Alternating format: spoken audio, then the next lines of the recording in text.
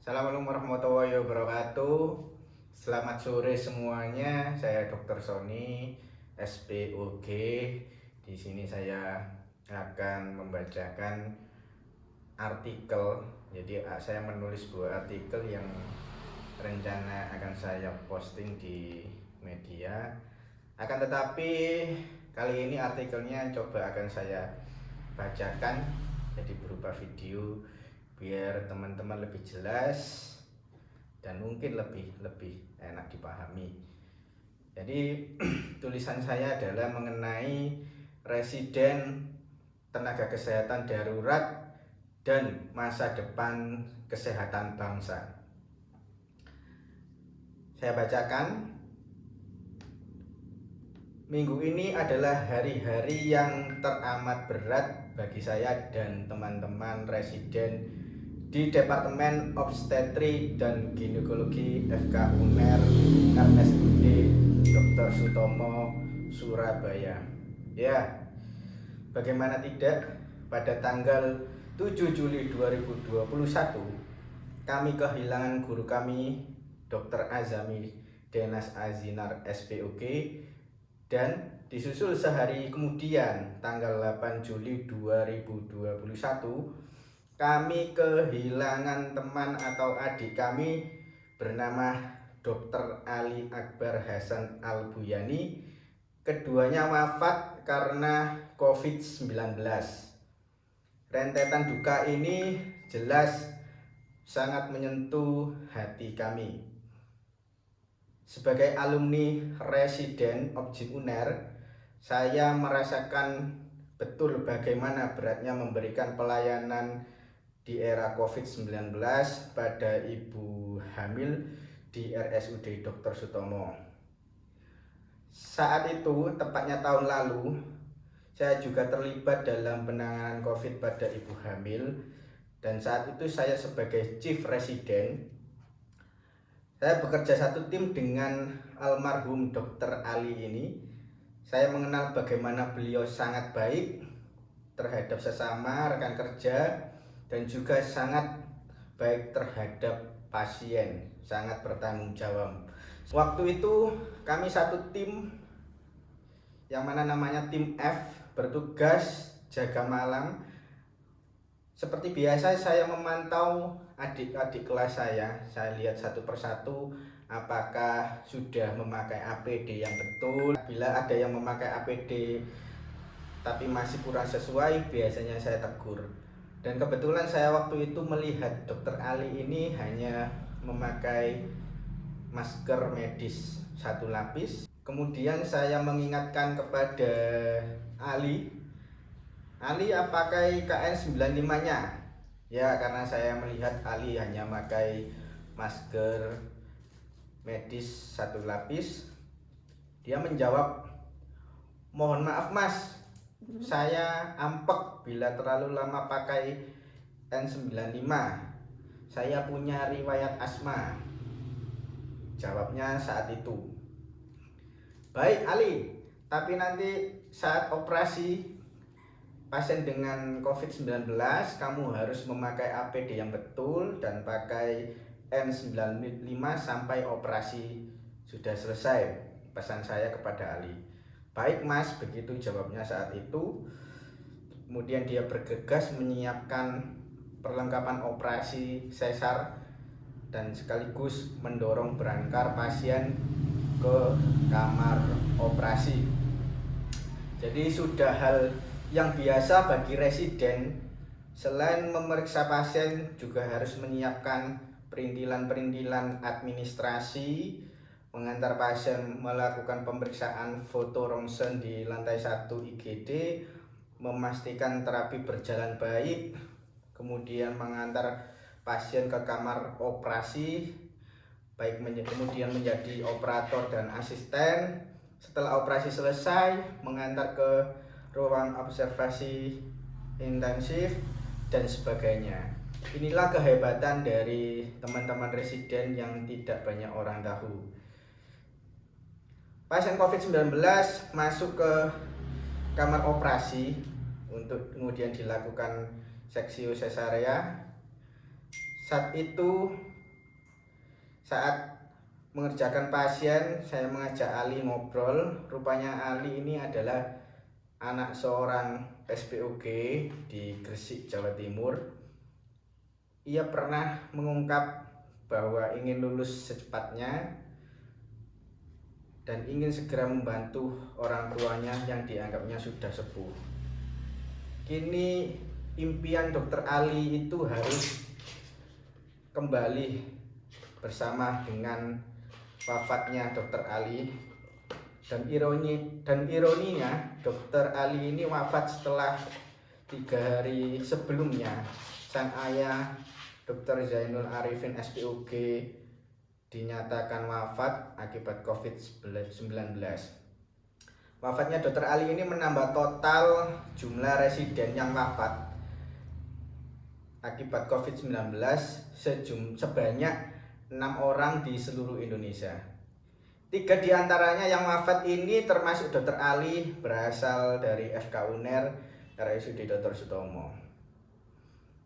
Jadi situasi terkini residen di Indonesia, semakin banyak residen yang terjangkit COVID-19. Data tim bantuan residen tim mitigasi PPID per tanggal 30 Mei 2021 ada 2.676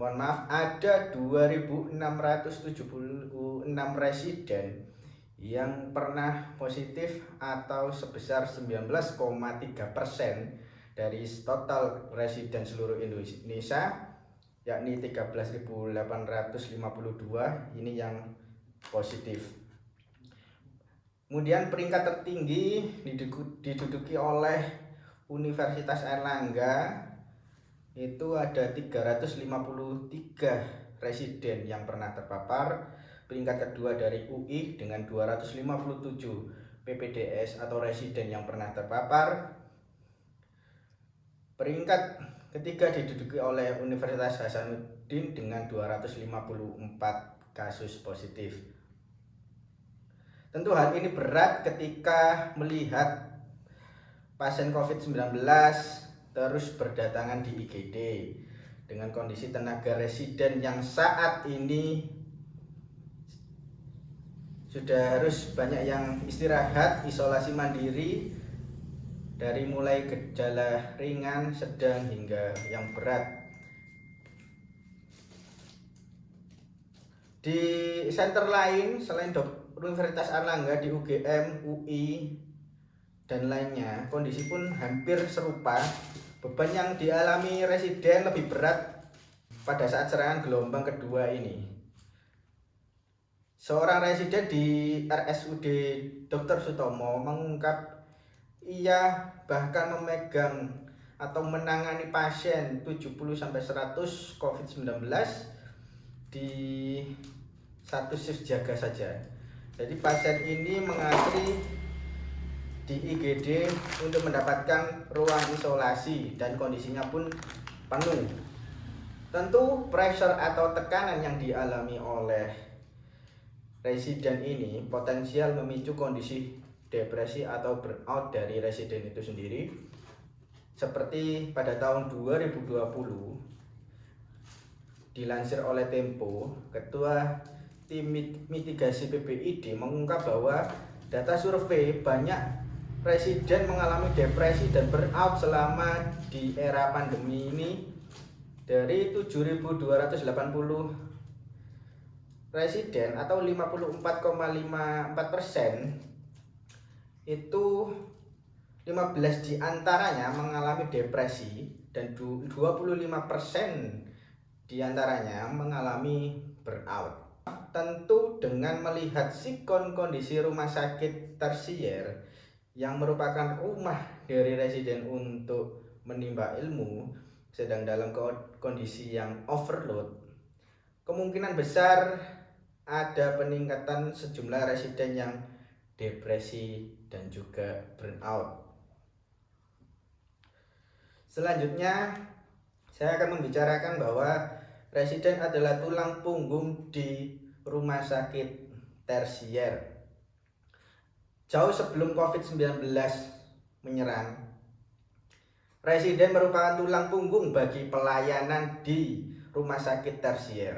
Pasien yang datang ke rumah sakit rujukan terakhir ini sebagian besar datang dengan kondisi sakit yang berat, sudah tidak bisa ditangani oleh rumah sakit atau fasilitas kesehatan di bawahnya. Dari kasus-kasus sulit ini, residen menempah diri di bawah bimbingan supervisor untuk mengembangkan kompetensi sebagai dokter spesialis yang mumpuni. Apa jadinya rumah sakit tersier tanpa adanya residen? Bisa jadi rumah sakit tidak akan sanggup menggerakkan roda pelayanan, karena peran residen ini sangat luar biasa, memberikan peran ganda tidak hanya sebagai dokter yang duduk manis setelah memeriksa pasien, akan tetapi residen berperan mendampingi pasien saat foto ronsen, mengantar pasien ke kamar operasi, dan seterusnya. Dan kini dengan alasan kemanusiaan menyebabkan rumah sakit tersier mau tidak mau menerima rujukan pasien COVID-19. Kapasitas bed pasien ditambah, namun itu belum mencukupi.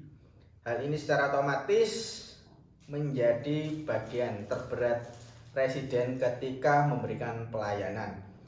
Terlebih bila jumlah residen yang ready atau siap memberikan pelayanan sudah berkurang akibat cukup banyak yang terjangkit. Itu semua dilakukan dengan tetap menjalankan kewajiban penting bagi calon spesialis seperti laporan pagi, laporan mingguan, tugas referat, penelitian, hingga membuat jurnal ilmiah. Inilah kehebatan residen yang tidak banyak orang tahu. Residen adalah aset bangsa yang harus dilindungi. Dokter muda atau koas di beberapa sentra pendidikan atau rumah sakit tidak bisa berpraktek ke pasien lantaran di masa pandemi rumah sakit tempat mereka belajar sudah menjadi rumah sakit rujukan COVID-19. Kebijakan kampus tidak melibatkan dokter muda dalam penanganan COVID-19 karena khawatir dokter muda pun akan tertular.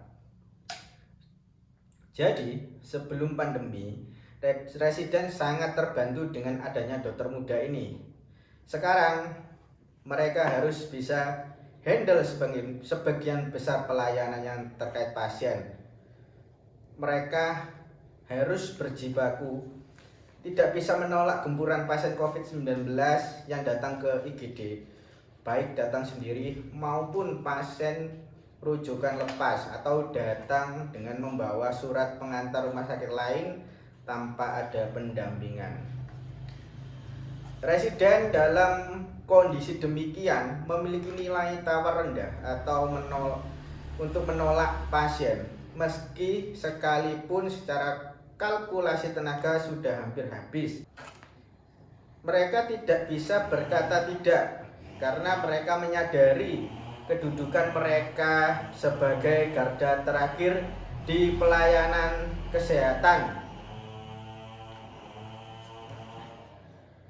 Namun di sisi lain, bila beban yang mereka emban terlalu berat, khawatirnya akan berdampak semakin banyak residen yang positif COVID-19.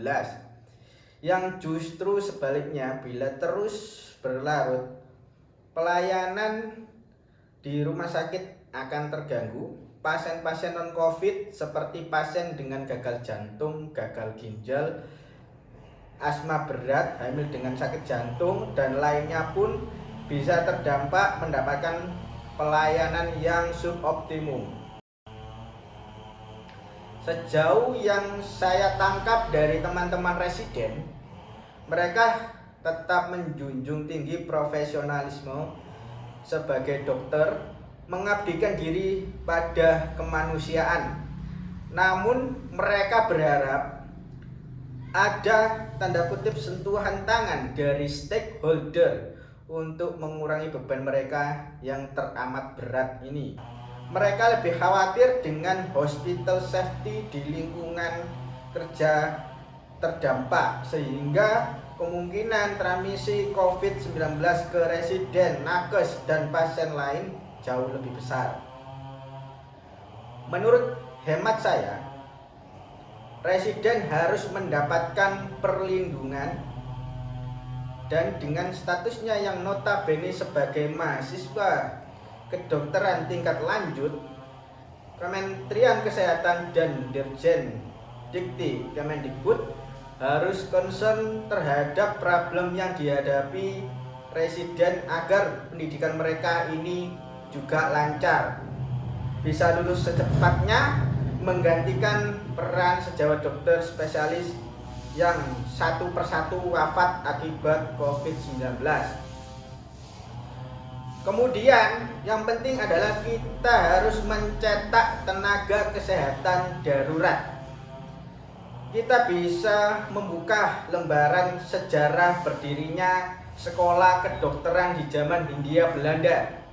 Kondisi darurat pada saat itu seperti pandemi cacar, kolera, tifus, pada akhirnya merubah cara pandang pemerintah kolonial Belanda untuk mendidik kaum bumi putra menjadi dokter dengan mendirikan sekolah kedokteran bernama Dokter Jawa, yang pada perjalanannya menjadi School of Leiden van Indische Artsen atau Stovia. Pada tahun 1951,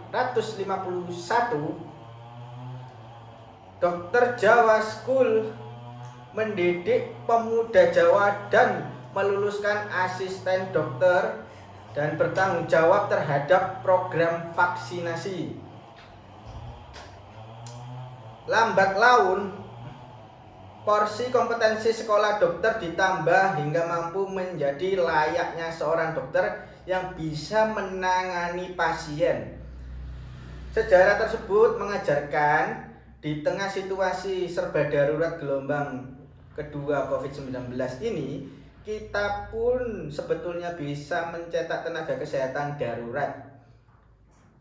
Saya melihat langkah Wali Kota Surabaya menghimpun relawan untuk mempercepat vaksinasi COVID ini adalah contoh yang baik yang bisa ditiru oleh daerah lain. Namun saat ini bila kita melihat banyaknya kasus di IGD yang datang-datang sudah meninggal, kemudian banyak yang tidak tertolong meninggal di rumah, kemudian residen yang kelelahan di rumah sakit tersier, adalah tantangan bagi kita untuk mencetak tenaga kesehatan darurat dengan harapan memperbaiki dan menambah kekuatan sisi kuratif atau penanganan pasien COVID-19. Sebagai contoh, lulusan SMA, pemuda yang mempunyai peminatan di bidang kedokteran bisa direkrut dan dilatih oleh kampus kedokteran atau rumah sakit agar bisa melakukan penanganan pasien COVID-19 dengan gejala ringan sesuai dengan keilmuan. Contoh lainnya, sebagian dokter umum bisa direkrut dan dilatih oleh kampus atau rumah sakit untuk mendapatkan kompetensi seksio sesarea, operasi sesar. Upgrade kompetensi secara darurat ini penting untuk membantu dokter SPOG atau dokter kandungan yang babak belur memberikan pelayanan di daerahnya atau di rumah sakit masing-masing yang saat ini kondisinya overload. Dokter umum bisa direkrut dan dilatih untuk menjadi tenaga dokter spesialis paru darurat yang bisa membantu senior mereka, dokter spesialis paru yang bisa saja mereka kelelahan karena merawat pasien. Dalam satu hari itu bisa ada 100 pasien COVID di suatu daerah. Ini tentu sangat melelahkan. Bila angkatan cadangan ini, tenaga kesehatan darurat ini dibentuk, setidaknya problem di hulu akan jauh tertangani. Pasien hamil dengan COVID-19 dengan keluhan ringan bisa tertangani dengan baik sehingga tidak ada lagi kasus rujukan lepas dikirim ke rumah sakit tersier, tidak ada lagi pasien yang tidak tertolong. Unsur lain seperti TNI dengan jumlah pasukan yang cukup pun sebetulnya bisa dilibatkan untuk memberikan pelayanan sebagai tenaga selevel dokter atau perawat yang mana bisa menambal kekurangan di sisi kuratif saat ini. Kita perlu mencetak angkatan cadangan ini sesegera mungkin. Dan tentu harus seiring dengan dibangunnya rumah sakit rujukan yang khusus untuk COVID-19. Penting untuk penanganan saat ini dan juga penting untuk penanganan pandemi COVID-19 di gelombang-gelombang berikutnya. Bila upaya tersebut berani kita ambil, beban rumah sakit tersier akan semakin berkurang dan kita bisa mengembalikan rumah sakit tersier ini sebagaimana fungsi utamanya, memberikan pelayanan pasien-pasien yang dengan komplikasi sulit, tidak hanya COVID-19.